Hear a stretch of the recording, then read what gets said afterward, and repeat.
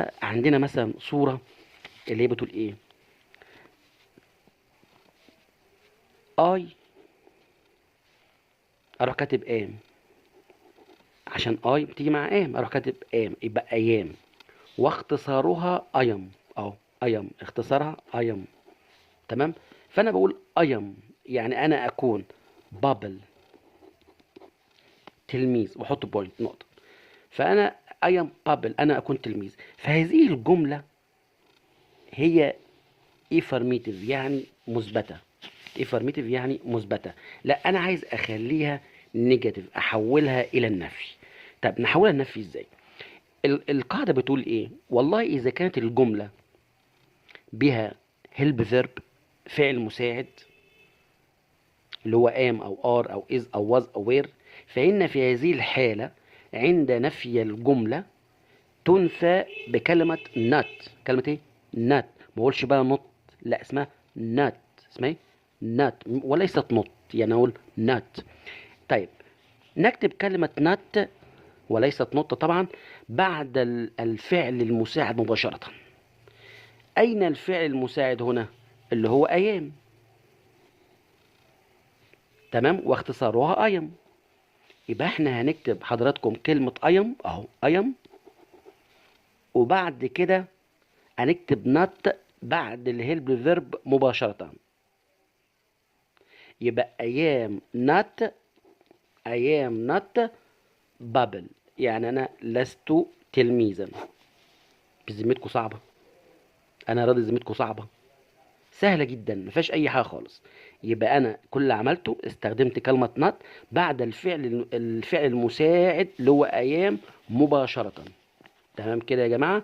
تمام. يبقى كده متابعين الكرام، كلمة أيام اختصار أيام. يبقى أيام اختصارها أيام، بدل ما أقول أيام بابل، لا هي اختصارها أيام بابل على طول. طيب نشوف كده جملة أخرى حضراتكم. عايز أقول هو يكون تلميذ، يبقى هو يعني هي أهو هي. يكون يعني إيه؟ إز، أروح كاتب إز. تلميذ يعني إيه؟ بابل. يبقى هي از بابل، هو يكون تلميذ. انا بقى عايز اقول لا هو مش تلميذ. يبقى نكتب كلمة نت، نكتب كلمة نت بعد الهيلب فيرب اللي هو الفعل المساعد مباشرة، اللي هو ايه؟ از. الفعل المساعد ده اسمه از. ده اسمه ايه؟ از، اللي هو فعل مساعد. يبقى نكتب الجملة زي ما هي، يبقى هي، بعد كده اكتب كلمة از، بعدها نت، بعد كده بابل اللي هو الاسم. يبقى هي از نوت بابل.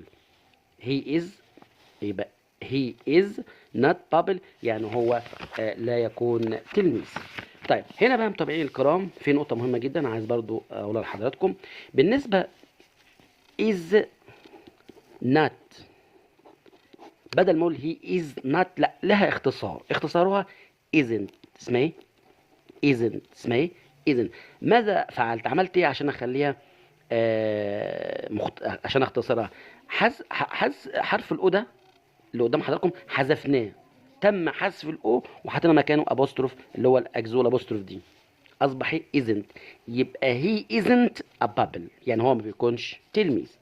طيب نفس الموضوع برضو عايز اقول نحن نكون تلاميذ، يبقى وي نكون اللي هو ار، عشان وي ما ينفعش اقول وي از، ما ينفعش اقول وي از يا متابعين الكرام يا شطار، ما ينفعش طبعا، لا يجوز. بناء على قاعده فيرب تو بي تتكون من ام واز وار في المضارع، فوي بتاخد ار ما بتاخدش از، يبقى وي ار بابل. ينفع اقول وي ار بابل؟ طبعا غلط، الصح هو اضيف حرف الاس، اس الجمع. يبقى وي ار بابلز، وي ار بابلز، نحن نكون تلاميذ. هو ينفع نقول نحن نكون تلميذ؟ في حاجه اسمها نحن نكون تلميذ؟ طبعا لا. المفروض اقول نحن نكون تلاميذ، تلاميذ مش تلميذ. يبقى وي ار بابلز، نحن نكون تلاميذ. تمام كده يا متابعين الكرام؟ طب هذه الجملة بتقول ايه؟ نحن نكون تلاميذ. انا عايز بقى فيها، عايز اقول نحن لا نكون تلاميذ.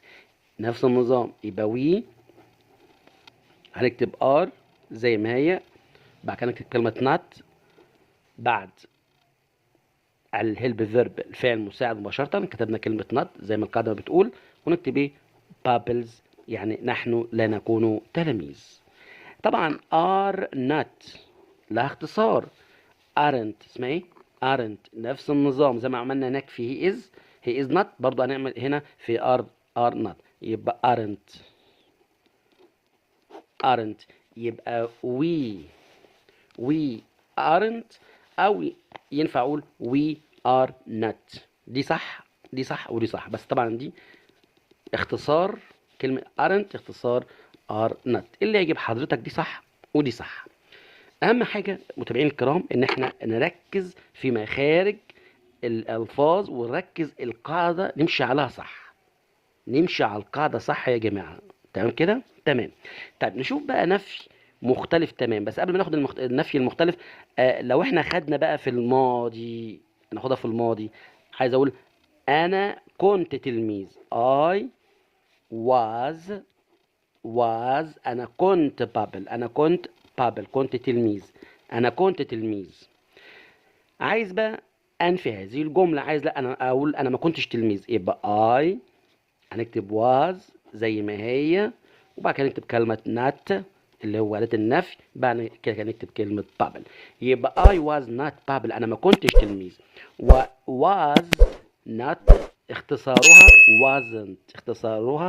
wasn't بالشكل ده، اختصارها wasn't.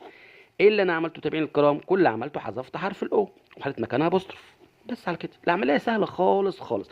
طب نشوف بقى نفي جديد، نفي مختلف. لو انا مثلا عندي جملة في زمن البريزنت سيمبل، المضارع البسيط، فالجملة دي بقى بتقول ايه؟ نركز لو سمحت. جملة في زمن المضارع البسيط. أنا write أكتب، طبعا الدبلو سايلنت، write the homework، طبعا الواجب اسمه homework، ما اسموش homework، لا اسمه homework. اسمه ايه؟ homework. يبقى أنا write the homework، انا بكتب الواجب. طب هذه الجمله افرميتيف مثبته، عايز بقى انفيها، خلينا كده يا ترى اعمل ايه؟ قال لك والله القاعده بتقول ايه بكل بساطه. اذا كانت الجمله في زمن البريزنت سيمبل المضارع، فعند نفيها تنفى نستخدم كلمه do not واختصارها don't. يبقى don't اختصار do not، او ينفع تقول don't. دي صح ودي صح، بس دي مختصره ودي مش مختصره، اللي يعجبك. طبعا الاختصار بيبقى افضل احسن، بدل ما اقول do not لا don't على طول، اسمها don't. طيب بنكتب بقى don't او do not امتى؟ بنكتبها ازاي؟ بنكتبها بعد الفاعل مباشره، من هنا الفاعل؟ الفاعل هنا اي بس على هيئة ضمير، لان اي دي انا هي فاعل بس على هيئة ضمير. يبقى اقول ايه؟ اقول انا do not او I don't write the homework، يعني انا ما كتبتش الواجب. صعبة؟ اعتقد طبعا سهلة جدا. تمام. اتمنى طبعا لكم يعني مشاهدة ممتعة ومعلومات تكون معلومات خفيفة على قلبكم، واتمنى طبعا كله طبعا يسمع الفيديو من النهاية عشان يقدر ان هو يستوعب. اترككم في رعاية الله وحفظه وامنه. وطبعا انا مش عايز اطول على حضراتكم عشان طبعا ايه الناس ما تحسش بيه ملل. طبعا اترككم في رعاية الله وحفظه وامنه، ولقاء في محاضرة جديدة ان شاء الله. بس انا عايز اقول لكم على حاجة مهمة جدا. دلوقتي احنا خدنا ال ال لو الجملة في زمن مضارع، طيب دي في المضارع، تمام، واحنا قلنا بنكتب كلمة do not او don't بعد الفاعل مباشرة. اما هناك لو الجملة بها help verb فعل مساعد، سواء am او is او are او فيها was او فيها were يعني كنا، فإن في هذه الحالة بنستخدم كلمة not بعد الفعل المساعد. أما في حالة لو الجملة في زمن المضارع وعايزين ننفيها، بنستخدم كلمة do not أو don't بعد الايه الهيلب فيرب، بعد سوري بعد السبجكت اللي هو الفاعل. يبقى اذا ان شاء الله لو الجمله فيها ام او از او ار او واز او وير، فان في هذه الحاله بنستخدم كلمة not بعد الهيلب فيرب اللي هو الفعل المساعد. أما لو الجملة في زمن المضارع فإن في هذه الحالة بنستخدم أداة النفي don't واختصارها do not أو اختصارها don't بعد السبجكت اللي هو الفاعل مباشرة. الفاعل ده اي دي يا جماعة تعرب فاعل بس على هيئة ضمير. الجملة تعرف فاعل بس على هيئة ضمير. طيب لو احنا بقى خدنا جملة أخرى مختلفة، أقول مثلا على سبيل المثال هو writes. وينفع أقول he write؟ طبعا لا، كده أزعل منكم متابعين الكرام. he writes يعني هو يكتب homework، هو يكتب الواجب. يا ترى دي الجمله دي بقى لو عايز انفيها اعمل فيها ايه؟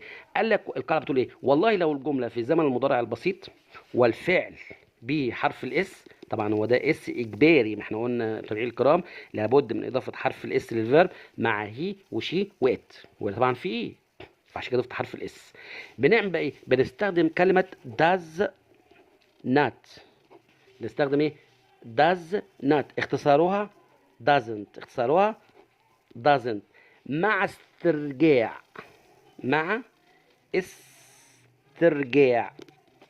الفعل إلى المصدر. لا ننسى مع استرجاع الفعل إلى المصدر. يعني المصدر اللي هو الانفينيتيف لسه يعني في صورته الأولى، يعني مش متصرف، يكتب من غير تصريف. طيب هنا عندي كلمة does not بستخدمها امتى؟ بستخدمها بعد الفاعل مباشرة. من هنا الفاعل؟ اللي هو هي، تعرف فاعل على هيئة ضمير. يبقى نقول ايه؟ هي. تمام؟ هي نكتب does not او doesn't. دي صح ودي صح. يبقى he doesn't مع استرجاع الفعل إلى مصدره. طب هنا رايتس فين مصدره؟ اللي هو رايت، اللي هو يكتب. اروح كاتب he doesn't write the homework، يعني هو لا يكتب الواجب. في واحد بقى يرد عليا ويقول لي الله، مش لسه قال دلوقتي يا دكتور لازم نضيف حرف الاس للفيرب رايت؟ اقول لك لا، ده انت بتضيف حرف الاس اذا كانت الجمله مثبته مش منفيه. إذا كانت الجملة يا جماعة مثبتة، أما هذه الجملة منفية بدازنت. تمام يا جماعة؟ يبقى إذا القاعدة بتقول الفعل الذي يأتي بعد أداة النفي لابد أن يكون في الانفينيتيف. لابد أن يكون فين؟ في انفينيتيف. يعني ايه انفينيتيف؟ يعني المصدر. انفينيتيف يعني المصدر يا جماعه. يبقى عيد تاني، الفعل في حاله الفعل الذي ياتي بعد اداه النفي لابد ان يكون في المصدر، سواء بقى مع هي، مع شي، مع ات، مع وي، مع اي، لازم أن يكون في المصدر. دي قاعده ثابته يا جماعه. يبقى اذا عندنا جمله في زمن المضارع بدون حرف الاس بنستخدم دو نوت او دونت. اما لو الجمله في زمن المضارع والفعل بالصدفه في حرف الاس، عشان طبعا الجمله فيها هي، يبقى شيء طبيعي اجباري لازم تضيف للفيرب في اس. فهنا في هذه الحاله في حاله الجمع بنستخدم اداه النفي does not او doesn't بعد الفاعل اللي هو هي مباشره مع استرجاع، اهم حاجه مع استرجاع الفعل في المصدر. يبقى بنكتب الفعل في مصدره اللي هو رايت. هنقول ايه؟ يبقى هي doesn't write، ما نقولش بقى رايتس، لا رايت. المصدر يا جماعه يعني الفيرب زي ما هو، مش منضاف له اي حاجه. تمام؟ اتمنى طبعا يكون شرحي حاز اعجاب حضراتكم. لو في اي كومنت تعليق اكتب لي اسفل الفيديو وقول لي ايه رايك في الشرح، وقول لي لو في اي حاجه عايز تضيفها تحت امرك اكتبها لي في اسفل الفيديو في كومنت في تعليق، وطبعا تحت امرك وهرد على حضراتكم ان شاء الله في حين اول ما اشاهد التعليق ان شاء الله. اترككم في رعايه الله وحفظه وامنه، وكل عام وحضراتكم بخير، وان شاء الله اتمنى لكم الصحه والتوفيق والنجاح المنشود والباهر ان شاء الله بامر الله تعالى. Goodbye and I will see you again.